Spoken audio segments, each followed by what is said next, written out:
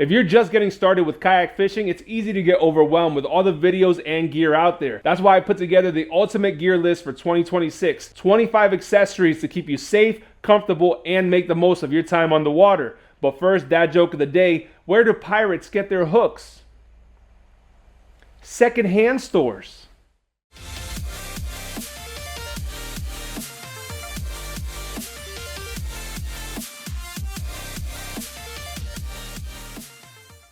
And that dad joke is brought to us by Frank Bogdan of the Facebook group Kayak Fishing Dads. If you're not part of the group, head on over there and join the conversation. And the number one accessory on our list should be your number one purchase after your kayak, and that is a PFD or a life jacket. Even if you're a strong swimmer, even if you only fish shallows, get a life jacket because emergencies happen on the water. Boat accidents, heart attacks, medical emergencies, they happen, and life jackets save lives every year. And unfortunately, we're losing a lot of kayak anglers every year because they decided not wear their PFD. There's a couple different options when it comes to PFDs. This is the NRS Chinook OS. I've had it for many years, super comfortable, lots of storage, reflective accents and striping, clips for your radios, for your safety knives, all that type of stuff makes it a fantastic option. There's also this one from Old Town, which I really like. I like the pocket layout and the storage a little bit better. However, it's a little bit more expensive and the foam's a little bit thicker, which I don't love because more foam means you're gonna get hotter on the water. And speaking about getting hot in the water, this is a great option in the warmer climates. This is an inflatable life jacket from Onyx. It's the AM24. Has this pull cord right here where if you pull it, it inflates, and once it inflates, you have to get a rearming kit so you can use it again. However, it's lighter, it doesn't have storage, but you don't have to get all sweaty in one of these thicker ones. And the pricing can vary on all of these. The inflatable ones are about 130 bucks, the NRS Chinook's about 120, and this one from Old Town's about 150 to 160 dollars. If you want something a little bit cheaper, Onyx makes a fantastic fishing life jacket as well for about $80 on Amazon, which I'll link down below. Has everything you need without some of the bells and whistles and still looks good. And most importantly, all of these are Coast Guard approved. And the second most important accessory for kayak fishing is a landing net. They come in all shapes and sizes and price points. However, you should get a landing net. They don't have to be expensive. The reason you want one is if you're landing a fish, you don't want to get hooked by putting your fingers in their mouth when they have trebles, or if it's a fish that has teeth on it, or it's just a big fish and this helps you land it. And like I said, there's a lot of different price point and sizes. They're gonna vary on what type of fish you're after. And kayak accessory number 3 is a dry bag. I got it right behind me. This is a 20-liter dry bag. Got it off Amazon. The reason you want to get something like this is, like the name implies, it keeps your gear dry. Maybe you want to take an extra change of clothes, especially in the colder months in case you get wet, or you want to take some snacks, or you want to go kayak camping. There's a lot of different practical uses for these. They come in sizes from 5 liter all the way to 30 and 40 liter. So get yourself one. I keep my rain gear in here. That way it stays dry when I'm out in the water and it's quickly accessible and I can throw it on if the weather turns. And kayak number 4 is a kayak cushion.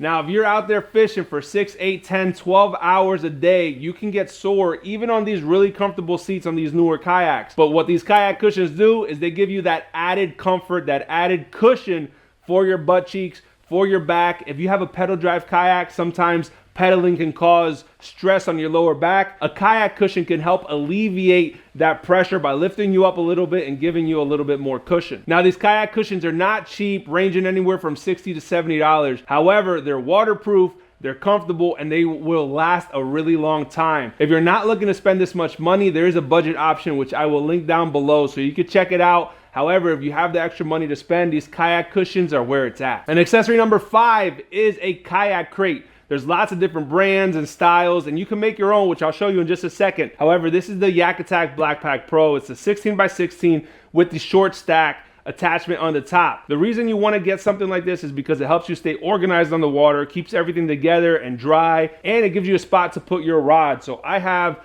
the rod holders along either side. I have 4 and 4, allowing me to take 8 rods on my crate itself. Again, it helps you stay organized.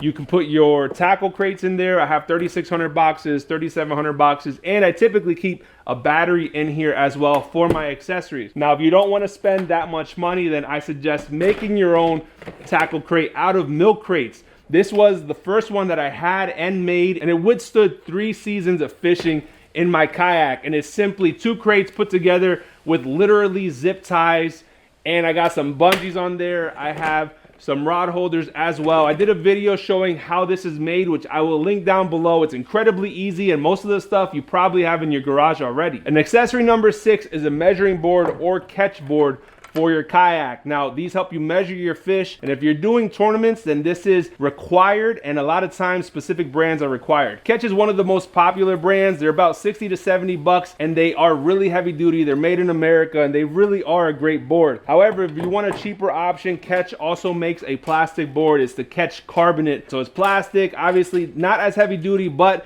being lighter is a benefit when you're loading up your kayak. Less stuff you gotta take with you, less weight. So I definitely recommend one if you're fishing tournaments. And accessory number 7 is simply a pair of fish grips, lippers, lip grabbers, whatever you want to call them. It's a fishing essential, especially if you're working with treble hooks or if you're working with fish that have a lot of teeth like muskie, pickerel, walleye, whatever it is. This helps you grab the fish so you're able to use your other hand to unhook them, keep them away from your hands. This is the plastic one, which I prefer over the metal one simply because they float and they're cheap enough where if I lose it, I can just grab another pair for less than 10 bucks. And accessory number 8 goes along with the kayak crate. You need a way to keep your lures, your bait, your terminal tackle nice and organized. So we have some 3600 tackle boxes. These are waterproof, they're lightweight, and they have dividers so that you can divvy up your tackle. Along with these tackle boxes, we also have lure wraps, toe flags, t-shirts. I'll put the link down in the description below if you want to represent that you are a kayak fishing dad. And accessory number 9 is another fishing essential, and that is just a good fishing pliers. Now these have the rubberized grip. They also have the split ring remover. They have the braided line cutter right here. Lots of different little features. They all kind of run around that same price point of $15 to $20. Some are smaller, some are bigger, but I like these because it has a little key ring and I'm able to leash it down in my kayak so it doesn't fall out of the kayak or I lose it in the water. And if you're just getting started with kayak fishing, I created a beginner kayak loadout PDF. It has all this gear that we're going over, plus tips and tricks and things I've learned over the last 5 years of kayak fishing. It's completely free and it's linked down below so you can check it out. And accessory number 10, if you have a trailer like I do, you might not use it as often. However, if you're truck bedding or you are rooftop in your kayak, you definitely need a good kayak cart. This helps transport your kayak from your car to the water, back from the water to your car, into your garage, etc.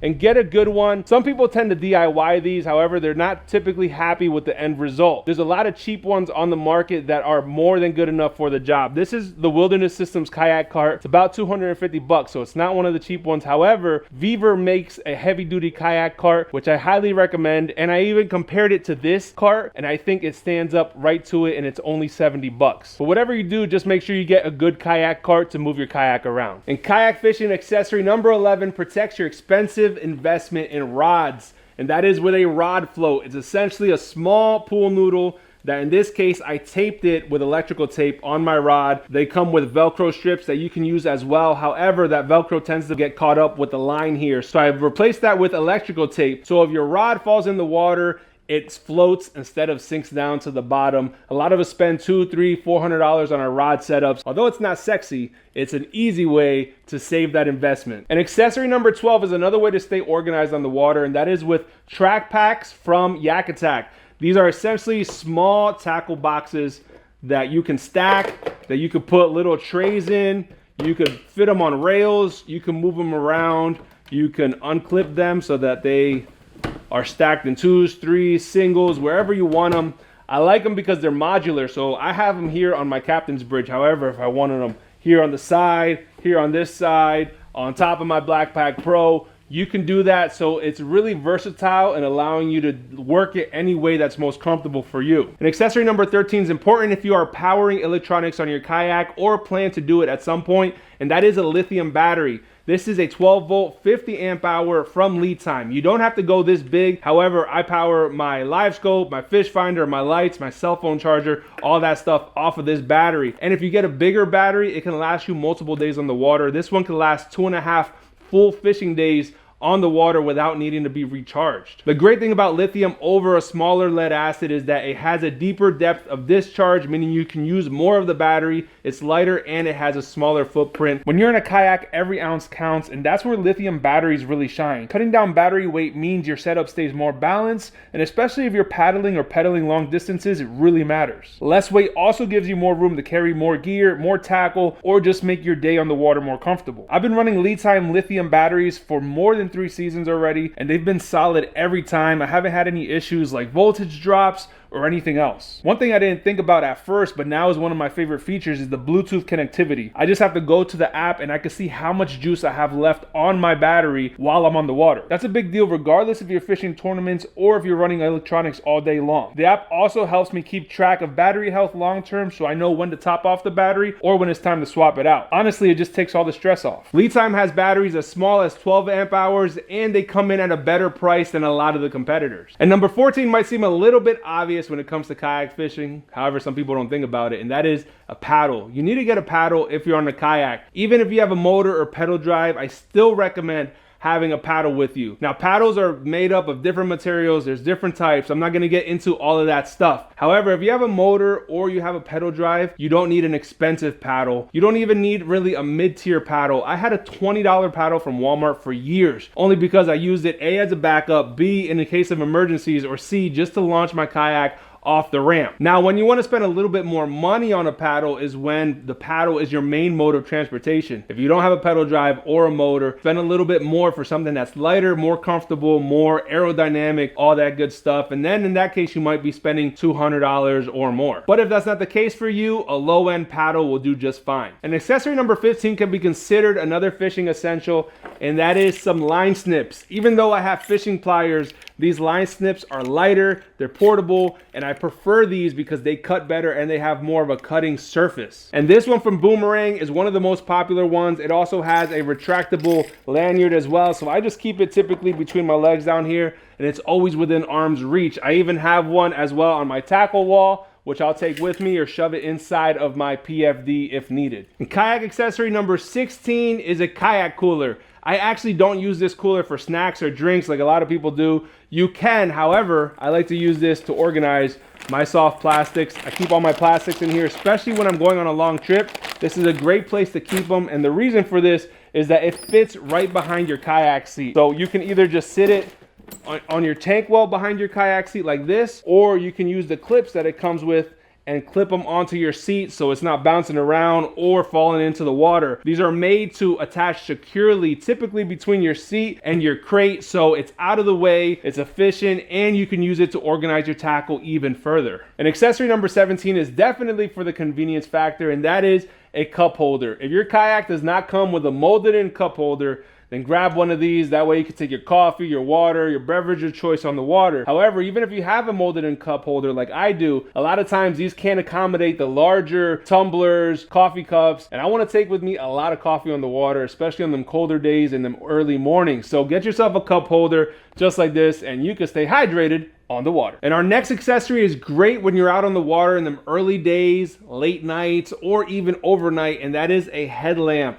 Now, this is a small one that goes right on your hat, so I'm typically wearing a hat, and it's out of the way, stays on my hat. I don't have to strap it around and be all funky with it, but it's a nice little headlamp, just like that. You can angle it, you can stow it away, you can turn it off. It's lightweight. Honestly, I forget it's even there, so a lot of days I'll have this on here for several hours after sunup because they're so small. A lot of these come in dual packs as well, and being that they angle downwards, it helps you when you're messing with your lures, trying to tie a new line on or something else. Definitely get yourself one of these because it's so helpful on the water when it's dark out. And accessory number 19 is not something that you need if you're just starting out. In fact, if you're just beginning kayak fishing, I recommend you don't get one of these, and that is a fish finder. Now, this is my Garmin EchoMap 93 SV. It's one of the bigger ones. However, it's still considered one of the entry-level models. There's lots of different types of fish finders, so I'm not going to get into all the specifications of it. However, fish finders are fantastic for finding structure, getting water temperatures, mapping your lake, marking your fishes, all that stuff. So there's a lot of fantastic things about a fish finder, but like I said, if you're just starting out, you don't need to get one. It's added work, it's added setup and money and things that takes you away from the learning experience of kayak fishing when you're just starting out. If you're looking for budget-friendly fish finders, I did a video which I'll link down below that has the top 5 fish finders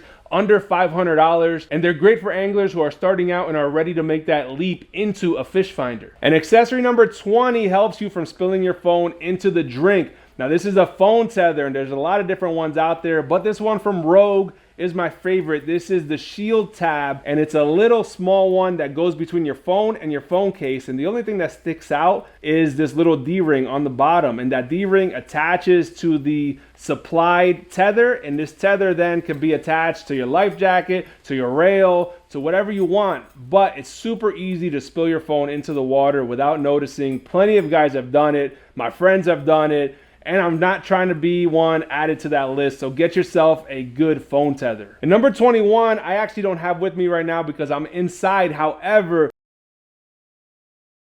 get yourself a good pair of polarized sunglasses. They don't have to be $100 or $200. Just something simple that you can find on Amazon, like the ones from Cast King. Native Eyewear makes some great ones as well, and they're all reasonably priced. Polarized glasses, in addition to protecting your eyes from UV rays from the sun, it also helps protect you from the glare that comes up off the water, allowing you to see deeper into the water, maybe see some structure, some grass, even see some fish if you're sight fishing. So get yourself a decent pair of sunglasses. Again, they don't have to be expensive, but they help protect your eyes, and they can even help you fish better. And accessory number 22, we're starting to round out our list, is the donkey leash. Yes, I said a donkey leash. If you've never heard of this before, this is great for tournament anglers specifically. If you're not fishing tournaments, and maybe you don't need this, but this allows you to clip this here on the fish's lip, and it cinches down, and then you have this long cord, so you can put the fish back into the water, allowing it to relax and chill out while you get your measuring board ready, while you get your phone ready, so you can take your picture and submit it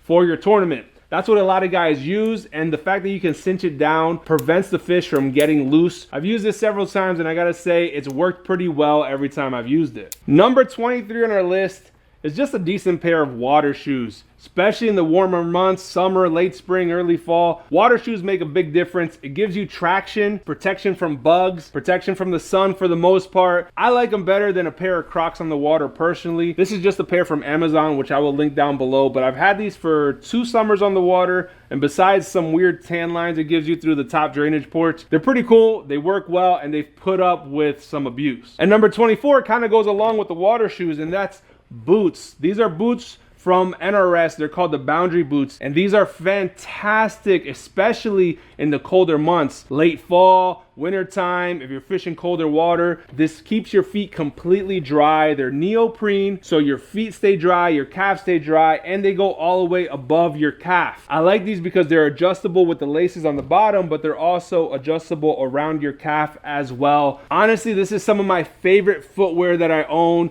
In addition to being waterproof, they're comfortable and they're warm. They can accommodate large wool socks as well for those colder days. And the last essential kayak accessory for 2026 to round this whole list out is a phone holder. Now this is specifically from Yak Power, allowing me to wirelessly charge my phone when I'm out on the water. However, if you don't want to rig it up and do electronic wiring and all that stuff, that's okay. Yak Attack has one as well that holds your phone. You can leash it down so it doesn't fall into the water, and you don't have to mess with wiring it or creating a wireless charger or anything. But I like this because it gives me a place to put my phone where I can stream online while I'm fishing, talking to the camera. I can FaceTime my wife, my kids. It keeps it out of the way, but also accessible at the same time, which is a win-win. And if you thought this video was helpful, subscribe to the channel and check out this video right here. So until next time, guys, peace and God bless.